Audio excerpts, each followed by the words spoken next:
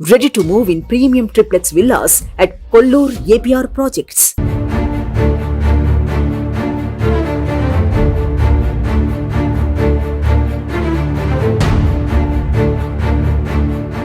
Visakha beach రోడ్లోని జోడుగలపాలెం ప్రాంతంలో ఉన్న నాగక్షేత్రంలో నిన్న ఫారెస్ట్ అధికారులు దౌర్జన్యంగా ప్రవేశించి అక్కడ బోట్లతో లోపల క్షేత్రంలోకి ప్రవేశించి అక్కడ దౌర్జన్యం చేశారంటూ హిందూ ధార్మిక సంఘాలు విశ్వ హిందూ పరిషత్ పెద్ద ఎత్తున తీవ్రంగా ఖండిస్తున్న పరిస్థితి. ఈ నేపథ్యంలో అధికారుల దౌర్జన్యానికి నిరసనగా ఇక్కడ జోడుగులపాలెం మెయిన్ రోడ్లో ఇక్కడ ధర్నా కార్యక్రమం అయితే నిర్వహిస్తున్నాం. మనం చూడవచ్చు ఇక్కడ లైవ్లో చాలా మంది ధార్మిక సంఘాల ప్రతినిధులు, విశ్వ హిందూ పరిషత్ సంఘ ప్రతినిధులు చాలా మంది వచ్చి ఇక్కడ హిందువులపై దాడులను తీవ్రంగా ఖండిస్తున్న పరిస్థితి. మనతో పాటు ఉన్నారు.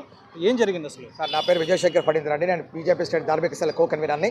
నేను రాత్రి కావాలని చెప్పేసి ఈ యొక్క శివరాత్రి పర్వదినం కోసం అని చెప్పేసి ఇక్కడ భక్తులకి ఎటువంటి ఆటంకం కలగకూడదని చెప్పేసి ఏర్పాట్లు చేస్తూ ఉంటే ఫారెస్ట్ డిపార్ట్మెంట్ వారికి ఇప్పటిదాకా గుర్తు రాలేదా, కానీ కావాలని చెప్పేసి ఈ యొక్క శివరాత్రి పర్వదినాన వాళ్ళు వచ్చి ఈ యొక్క స్వామివారి మీద ఎటువంటి యొక్క కార్యక్రమాలు చేయకూడదు, మీరు ఎటువంటి పూజా కార్యక్రమాలు నిర్వహించకూడదు, ఎటువంటి ఏర్పాట్లు చేయకూడదు అని చెప్పేసి చాలా ఘోరంగా ఆ స్వామీజీ వారిని ఆ యొక్క శివలింగాన్ని బూటు కాలుతోటి వచ్చి సార్ ప్లీజ్ సార్, వద్దు సార్, ప్లీజ్ సార్ అని బతిమాలుకొని ఆయన కాళ్ళ మీద పడినా కూడా మా వాళ్ళు అసలు ఊరుకోకుండా కావాలని చెప్పేసరి ఆ శివలింగాన్ని బూటుకాలతో వెళ్ళడము, ఆ శివలింగాన్ని యొక్క ఏదైతే పవిత్రతని మంట కలపడం అనేది జరిగింది. దీన్ని మేము ఊరుకునే ప్రసక్తి లేదు. గత కొన్ని సంవత్సరాలు హిందూ దేవాలయం మీద జరుగుతున్న దాడులు మేము తీవ్రంగా ఖండిస్తాము. మేము ఒకటే మాట అడుగుతున్నాం, ఈ ఫారెస్ట్ డిపార్ట్మెంట్ వారు ఒకటే, మీకు సిగ్గు అనేది ఉంటే మా హిందూ మనోభావాలు అర్థం చేసుకుంటే, ఏ మాత్రం మా యొక్క హిందూ సంస్కృతి సంప్రదాయాలు కనుక మీరు గౌరవిస్తే, నిజంగా మీలో కనుక హిందువులు ఉంటే ఒకే మాట మేము అడుగుతున్నాం, ఈ యొక్క దుశ్చర్య డిపార్ట్మెంట్ చిట్టిబాబుని సస్పెండ్ చేయాలా, లేదా మా యొక్క హిందువుల మనోభావాలు దెబ్బతీసినందుకు క్షమాపణలు చెప్పాలా.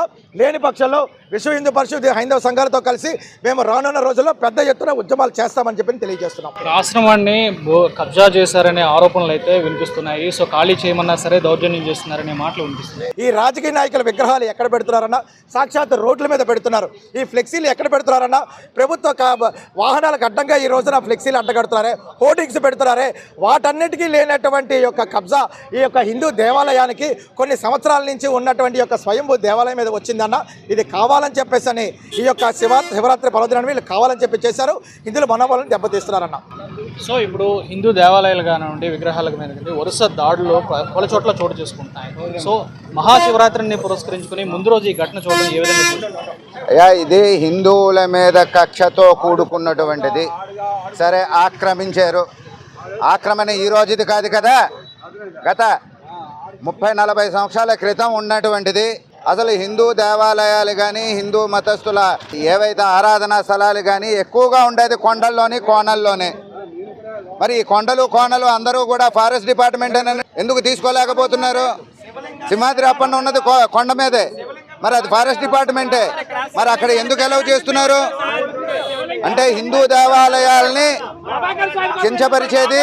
శివరాత్రి ముందు రోజు కావాలని భక్తుల్ని ఇబ్బంది పెడదామని హిందువులంటే హీనంగా చూసేటువంటి ప్రయత్నం చేసేటువంటి భాగంలో ఇది మాత్రమే చేశారనడంలో ఇది పూర్తిగా హిందువుల మీద కక్ష కట్టి చేసినటువంటిది మాత్రమేనని విశ్వ హిందూ పరిషత్ అనుకుంటోంది. మరి పోలీస్ డిపార్ట్మెంట్లో కొంతమంది ఎవరైతే ఉన్నారో ఇది న్యూసెన్స్ అని, మరి కొంతమంది ఫారెస్ట్ డిపార్ట్మెంట్ వాళ్ళు ఎవరైతే ఉన్నారో వాళ్ళు కావాలని చేసినటువంటిది. కేవలం ఇవాళ శివరాత్రి పెట్టుకుని నిన్న రాత్రి అది చేయకూడదు ఇది చేయకూడదు, నిన్నటి వరకు వీళ్ళు నిద్రపోతున్నారా? ఈ 30-40 సంవత్సరాల నుంచి చేస్తున్నటువంటి వాళ్ళు ఫారెస్ట్ ఆఫీసర్స్ కాదా? ఉత్తినే జీతం తీసుకుంటున్నారా అని విశ్వ హిందూ పరిషత్ ప్రశ్నిస్తోంది. తప్పకుండా ఇది నెరవేరేంత వరకు, వాళ్ళని శిక్షించేంత వరకు కూడా విశ్వ హిందూ పరిషత్ ఉద్యమిస్తుందని మీ ముఖంగా తెలియజేస్తున్నాను. వారం రోజుల నుంచి వేధించడం మొదలుపెట్టారు, నా మీద దాడి చేయడానికి ప్రయత్నం చేశారు. అయితే మేము ఎప్పుడు కూడా శాంత స్వభావం, హైలీ ఎడ్యుకేటెడ్, మేము కూడా తపస్సు చేసినటువంటి వాళ్ళం కాబట్టి శాంతిగానే ఉన్నాం వాళ్ళు. కానీ ఒక్కసారిగా ఈ అటవీ అధికారులు ఒక 20-30 మంది దాడి చేసి మా యొక్క శివుడి యొక్క విగ్రహం మీద బూటు కాళ్ళతోటి ఆ ప్రాంగణాన్ని అంతా కూడా శివుడి మీద ఎక్కి ఆ పందిర్లన్నీ కూడా ఇచ్చివేయడం జరిగింది. అది విజువల్స్ అన్నీ కూడా మీకు పంపిస్తాం. ఆ షూస్ తోటి వచ్చి దేవాలయాన్ని పాడు చేస్తారు. ఇదే అన్య మతాల్లో జరిగితే ఏమవుతుంది?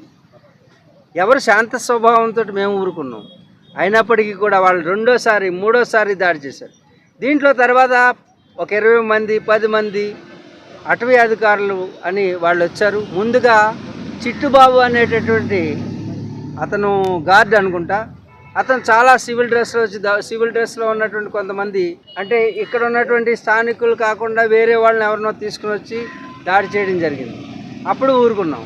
తర్వాత ఇక్కడ ఉన్నటువంటి స్తంభాలన్నీ కూడా, పందిరులన్నీ కూడా, అద్దెకు తెచ్చిన పందిరులన్నింటినీ కూడా ధ్వంసం చేసి కాళ్ళతో తన్ని గోడలు ఎరగొట్టి ఇక్కడ ఉన్నటువంటి సామాన్ని పట్టుకుపోవడం జరిగింది. అటవీ అధికారులు అంటారు ఈ స్థలం మాదంటారు. అయితే మీదైతే స్థలం మీరు ఉంచుకోండి, మేము దేవుడు మాదనుకుంటున్నాం. స్థలం ఎవరిదైనా కావచ్చు, కానీ అక్కడ ఉన్నటువంటి దేవుడికి పూజ చేసుకునే హక్కు మాకున్నది. కావచ్చు మీరు వచ్చి కూర్చోండి, మాకు మాత్రం అవకాశం కల్పించండి, కానీ కబ్జా అవడానికి మాత్రం ఊరుకోం. ఇక్కడ రిసార్ట్సో లేకపోతే ఇంకోటో కట్టడానికి ఊరుకోం. నా ముఖ్యమైనటువంటి విన్నపం ఏంటంటే, ఏ అధికారైనా నేను ఆస్తి కోసం వచ్చిన వాడు కదా, ఆస్తికుడిని నేను. కాబట్టి మాకు ఆస్తులతో సంబంధం లేదు, నాకు దేవుడితో సంబంధం. కాబట్టి దేవుడు ఉన్నాడు కాబట్టి వస్తున్నాం, దేవుడు లేకపోతే రాము. అక్కడికి కూడా చెప్పాను, నీదైతే నీవు స్థలాన్ని చూసుకో, నేను దేవుడిని చూసుకుంటా. అర్థమైందా? వారానికి ఒకసారి మాకు అవకాశం అండి, రెండు సార్లు మిగతా భక్తులకి అవకాశం కల్పించండి. అంతకు మించి మేము కోరుకునేది లేదు. పక్కన ఉన్నటువంటి ఈ గేదెలు పాల వ్యాపారం తీసేయకపోతే అవన్నీ వచ్చి వాళ్ళు కావాలని చేస్తున్నది. ఆలయాన్ని పగలగొడుతున్నారు, పడిపోతుంది. చూడండి, అక్కడికి వెళ్ళి చూడండి, పడిపోతున్న ఆలయానికి దాన్ని పునర్నిర్మించుకునే అవకాశం కూడా కల్పించట్లేదు. గోడలన్నీ బూటు కాళ్ళతో తంతున్నారు. ఇంతకంటే ఈ హృదయం మీద నన్ను దాన్ని ఒప్పుకుంటాను, నా ఆలయాన్ని నా దేవుణ్ణి అంటే నేను ఒప్పుకోను. ఈ సనాతన సాంప్రదాయంలో ఈ యొక్క సింధు నది పరివాహక ప్రాంతంలో ఉన్నటువంటి ఏ పౌరుడు కూడా ఒప్పుకోడు.